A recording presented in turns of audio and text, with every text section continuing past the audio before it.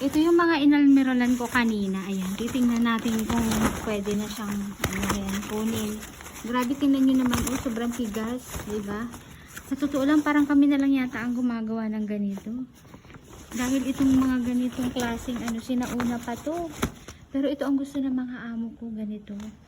Pinatitigas niya yung kanyang kumot para daw magandang tingnan at saka hindi daw masyado narurumihan, kaya ako ang nag-aalmeron yan. Tingnan nyo naman, oh, diba?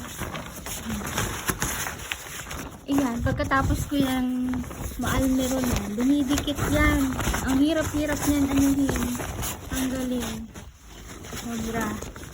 Mahirap. Kasi tingnan nyo, oh, nagkakadikit-dikit siya. Ayan.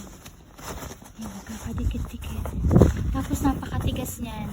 At pagkatapos ko yung almerolan, wiwiligan ko pa yan at saka paplansyahin.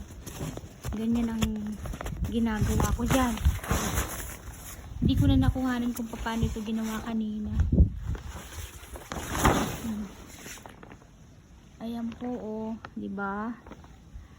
Makalumang na ito, gawain. Pero ito ay ginagawa ko pa rin hanggang ngayon.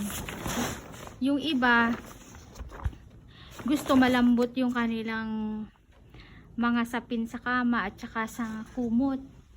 Dito naman kabaliktaran, gusto nila matigas yung mga kumot na ginagamit nila at saka sinasapin sa kama. Kaya yan, every 3 months, 3 buwan, nag-aalmerol pa ako, ho, diba?